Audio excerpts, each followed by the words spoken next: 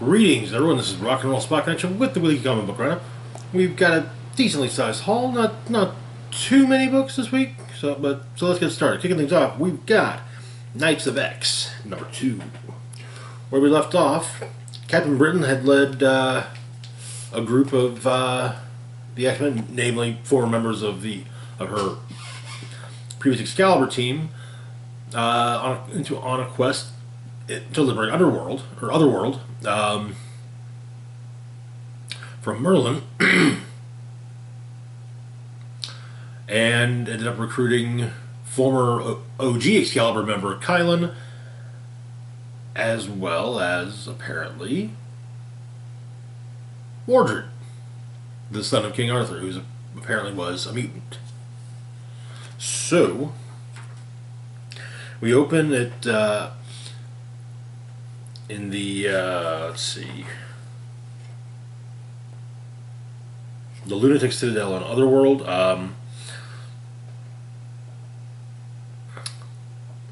Merlin is talking with his council.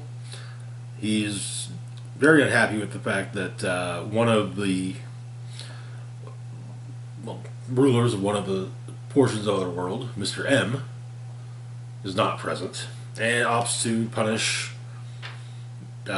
Jim Jaspers for this. As Jaspers and Mr. M are both mutants, but Jim is taken away by two of Merlin's Titans.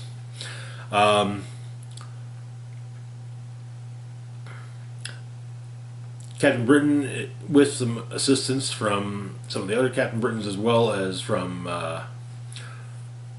Prestige, is telepathically communicating with Xavier, tell him what's going on. The overall quest wasn't just to liberate Otherworld, but also to find the Siege Perilous.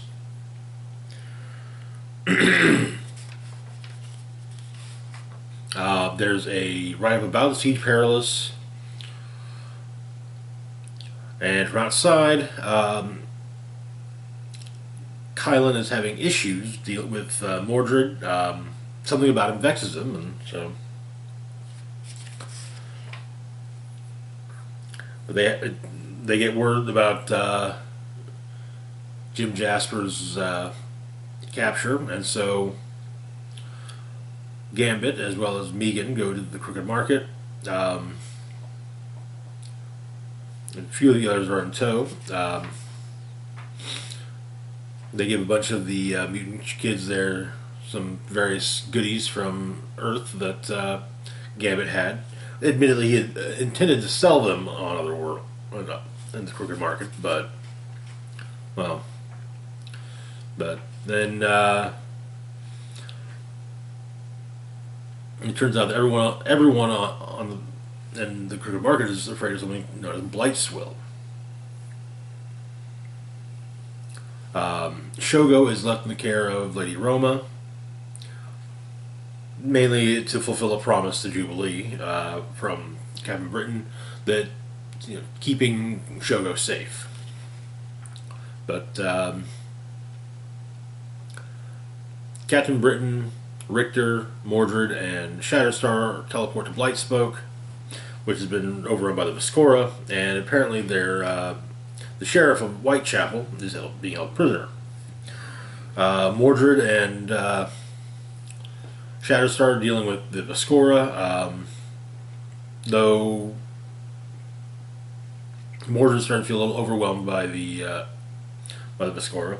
The sheriff of Whitechapel insists upon potentially faking her death, so the Viscora see it and think they're dead.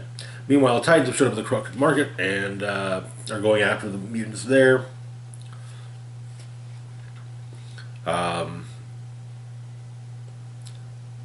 Megan, Kylan, and Bay the Blood Moon do what they can to take down one of the Titans on their own, but the Titans have Jim Jaspers with them, apparently being used as bait,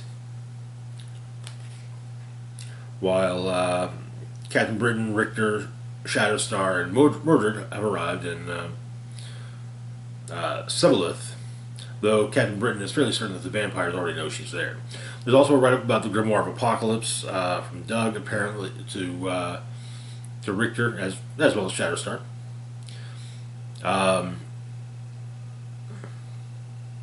It seems there are a lot of. Bay explained that there was a lot of names and symbols, which Bay was able to somewhat explain to Cypher, were pet names, more or less.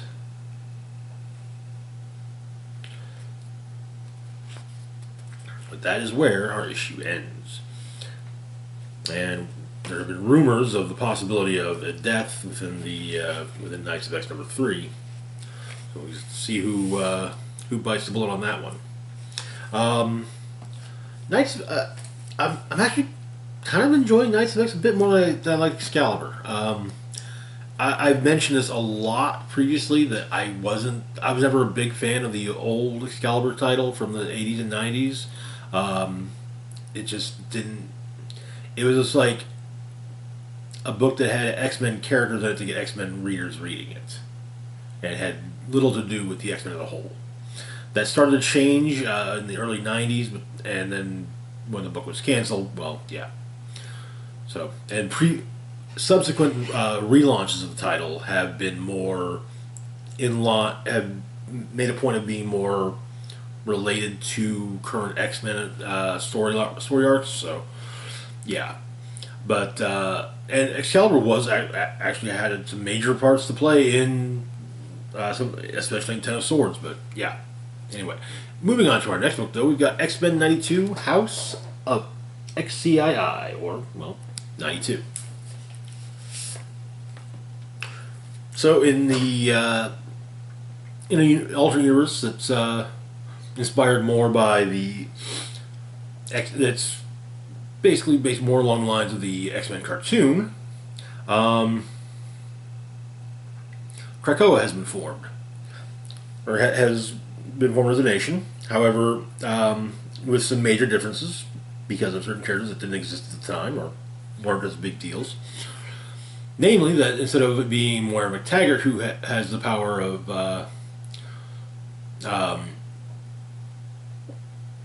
resurrection after death, it's Jubilee, who is currently believed to be dead. But the first issue, the X-Men alongside Magneto managed to seemingly take down an orbital master mold, but the Orcus protocols were enacted, which Jubilee states is always the thing that the beginning of the end. So we get issue 2 is very much along the lines of House of X issue 2, which I think maybe it was Powers of 10, but the issue where basically it was the issue where they kind of said, okay, here is Moira's actual origin, going over her lives and deaths. Almost always killed by Sentinels. In her previous life, she took on some Nimrod Sentinels, and the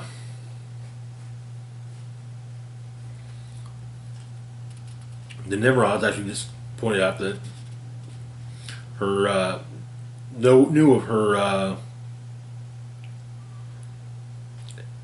is referred to explosive reality reset power, but it's finite. So the Nimrod says right before killing her. Some of the other changes we get are that Rogue is the captain of the Marauder, not Kitty. Gambit is trying to hitch a ride, join the crew, but well, Rogue says all Gambit would do is distract her. The rest of the crew is shown to consist of Iceman, North Star, Richter, Shatterstar, and Grizzly. Rogue reassuring Gambit that he's got nothing to worry about.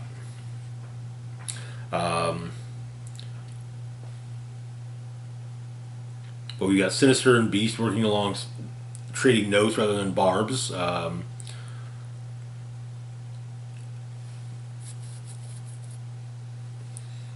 still got the Crucible. Sabretooth isn't in the pit. But doesn't mean that Wolverine's any less that he's any less antagonistic towards Wolverine. G and Logan talk a little bit, but the council meeting is called.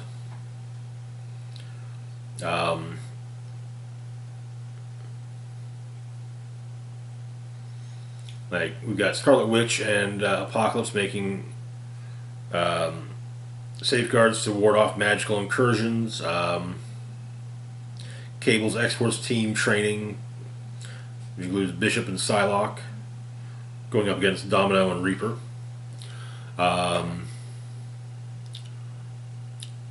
Forge is explaining Resurrection Protocol is talking about Resurrection Protocols with X Factor.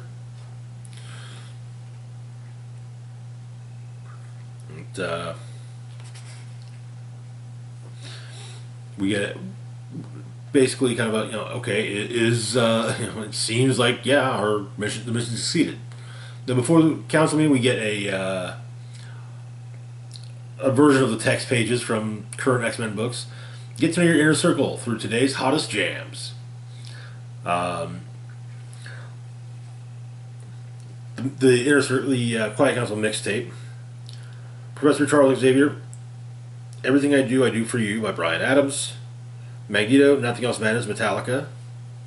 Hell yeah. Apocalypse, Killing in the Name, Rage Against the Machine. Also, hell yeah. Storm, My Lovin', You're Never Gonna Get It by En Vogue. Good pick. Jean Grey, Stronger Together, Hated and Feared, Dazzler featuring Cher and Lila Cheney. Cyclops, Achy Breaky Heart by Billy Ray Cyrus. Yeah, sadly it tracks. Emma Frost, Justify My Love by Madonna. Archangel, How Do You Talk to an Angel by The Heights.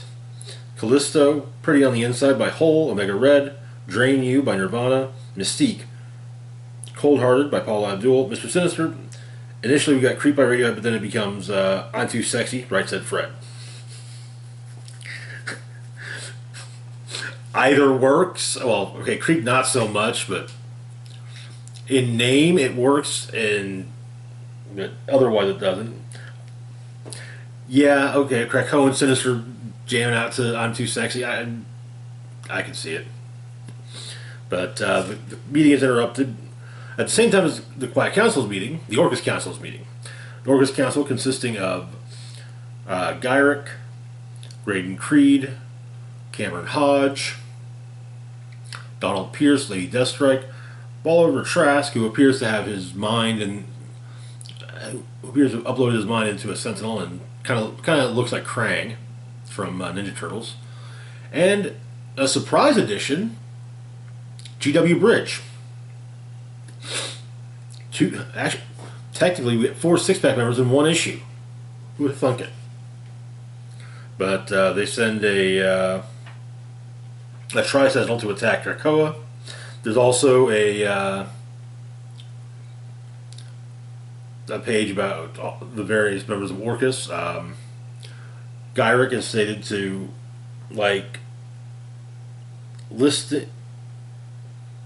liaising, national security, and micromanaging. Dislikes mutant powers, gamma powers, alien powers, assorted powers. Graydon Creed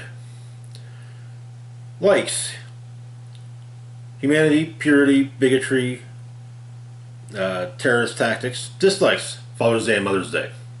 Lady Deathstrike likes sashimi, nail art, revenge. Dislikes the coward dog Logan.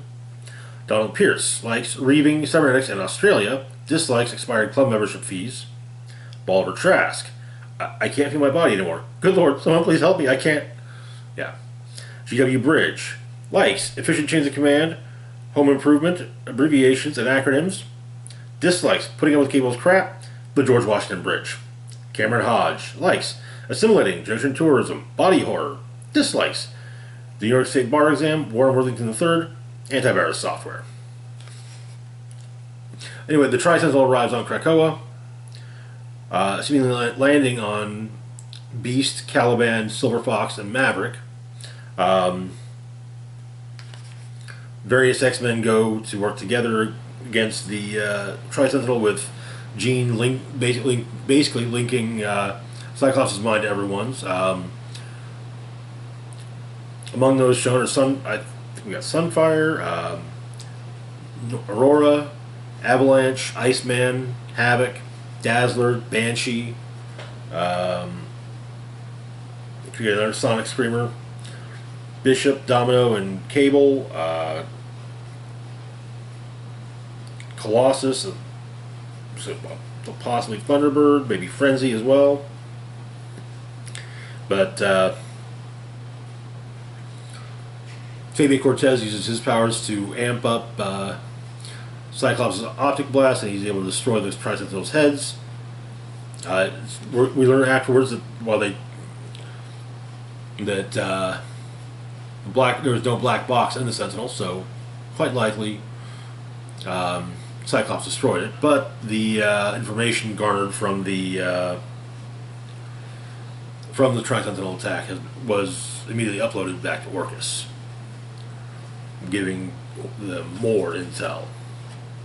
Meanwhile, Wolverine is trying to figure out what it was that Xavier and Magneto are hiding in one of the mountains, while Sabretooth watches from the trees. And Jubilee, knowing what's up, is wishing that maybe this one time Wolverine couldn't have followed his nose. And that is where the issue ends. I'm really digging this. It's a fun series. It really is, and I wouldn't mind seeing. I don't know. As long as I wouldn't mind that is becoming a regular series, just focusing on that version of the X-Men '92 reality. Moving on to our next book, we've got Deadpool, Bad Blood #2. Where we left off, Deadpool had been nearly beaten to death by a villain known as Thumper, and was explaining the whole thing to Domino, and how apparently Thumper had been involved. One of his earliest fights against Thumper was actually in an early fight against X-Force in Norway. So the issue ended with, in the flashback,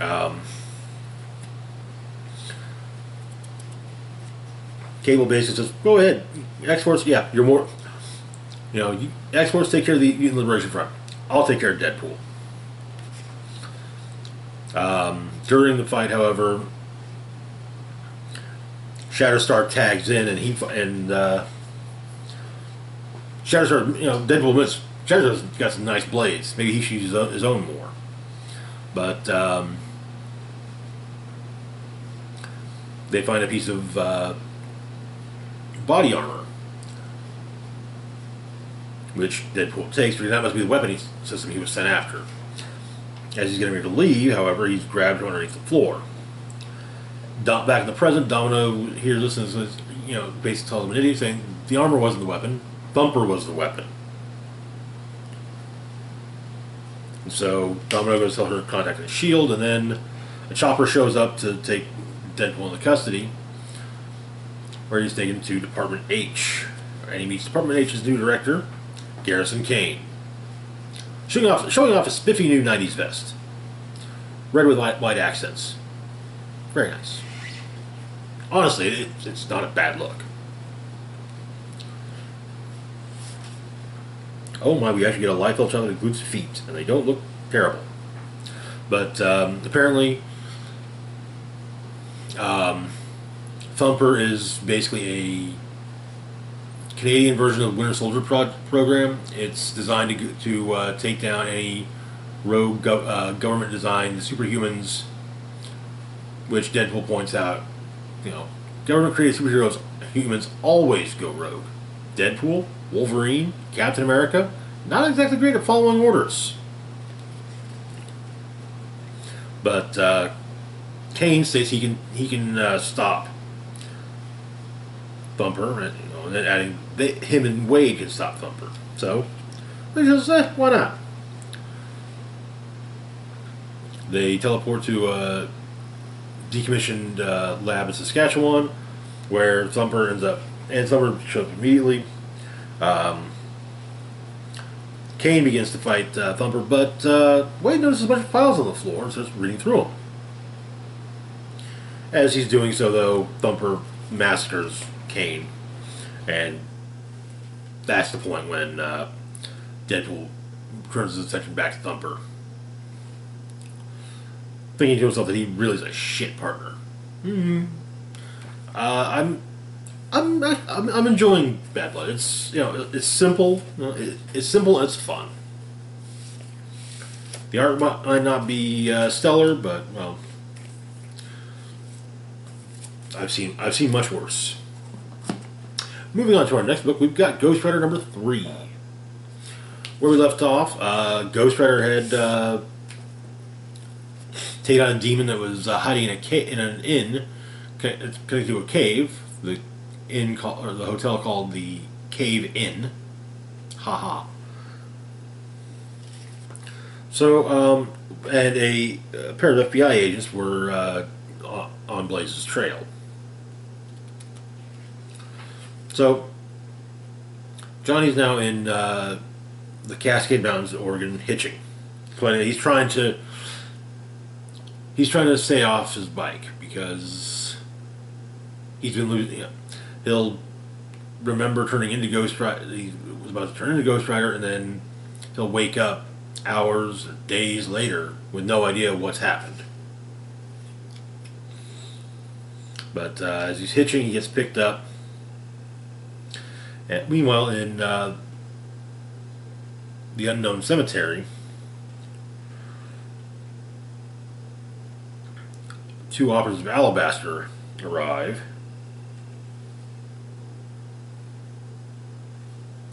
Alabaster, I'm not sure whether he's hero, villain, or what, but he has an inkling as to what's going on. And but the Council of Night Magician meets.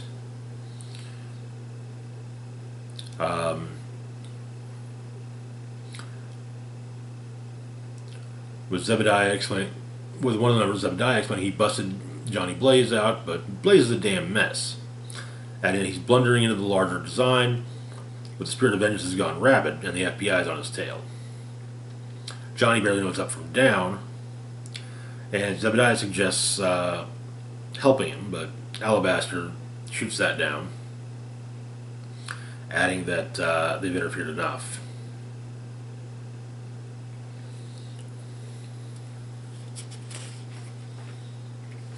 Johnny was picked up by appears to be a reverend who seems to justify the horrible things in the world. You know, you can't have the good things without the bad things. Turns out, dude's got dead bodies in his trunk. That he was going to kill Blaze as a sacrifice to something. Blaze gets out of his car. As the guy drives off, he gets hit head on by a semi. A semi whose grill appears to be a spike-toothed maw. In Idaho, Agents Wilmer and Warroad are having dinner, and Warroad tells Wilmer some about her past.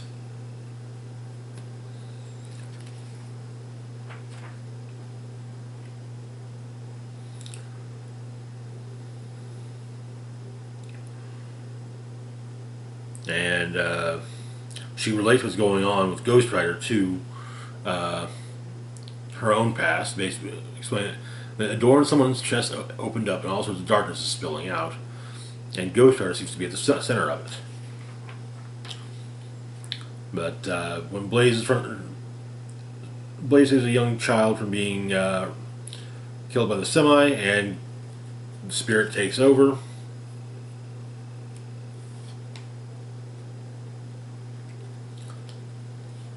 And he makes his own semi of vengeance and seemingly destroys the other semi. As he continues to walk, he's explaining that places where hungry things, the places he's going are places where hungry things live, where dark things crouch and gnarl and babble. That's where you'll find blood, whispers, secrets, monsters, and shadows. A crow flies by and says, "The Shadow Country." It's assumed that said crow is a part of Zebediah, but as Johnny wonders who said that, he touches his scar from a motorcycle accident, and it appears to be now being open mouthed and smiling. And that is where the issue ends. This Ghost Runner is definitely interesting. I'm hoping that maybe we get some of the other Spirits of Vengeance popping up in there too. Well, it'd be nice to see Danny show back up. Maybe Vengeance. He's out of hell now, so well, fingers crossed, right? Moving on to our last book for the moment, we've got Strange, number 3. Where we left off, Clea, the new Sorcerer Supreme, had discovered a criminal cartel operating in New York that was dealing with magics. Combining magics with more mundane things. So she goes to speak to the Rose about this. The Rose states that he assumes that Clea killed his men, but she says no, they're right here. He turned them into snakes. But the group is called the Blasphemy Cartel, and she wants them. She goes after them, following through a ley line, which brings them to Blasphemy Cartel Facility Number 24, codenamed Oathbroken, where, they use the Senate Nasanti to temporarily block Earth-based magics. Try to shoot her down, but they don't know Clea. She's a Faltine. It's not just Earth magics at her beck and call, but also magics of the Dark Dimension, which will still work just fine with the Sand of Nasanti. But she busts into... She uses one of Umar's spells to turn all the Blasphemy Cartel people into statues. Knocks down a door and discovers a whole bunch of computers. She tells Wong about this, and apparently she also brought a wand of one of them, which Wong says he remembers seeing something like it long ago. There's a hole in his memory. But before he can ruminate out further, a demon appears, sent by the warlord of Antarctica, Umar, Clea's mother.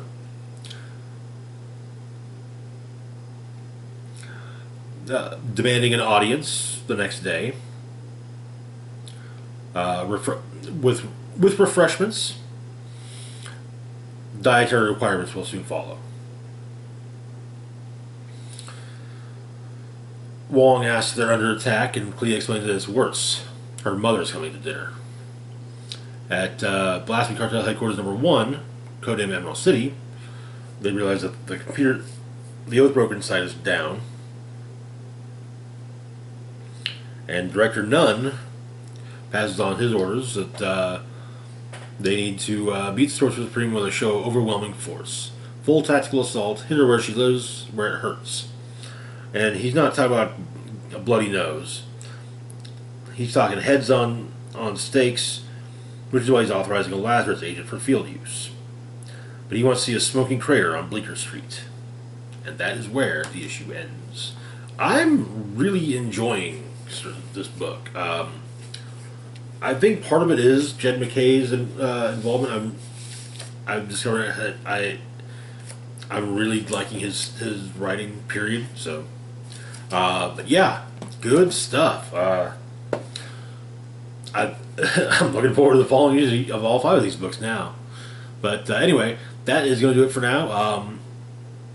If you read any of these books this week, let me know what you thought in the comment section below. Links to my Facebook, Twitter, Patreon, and PayPal can be found in the description box. also down below. This is Rock and Roll Spock signing off, saying, live long and rock hard.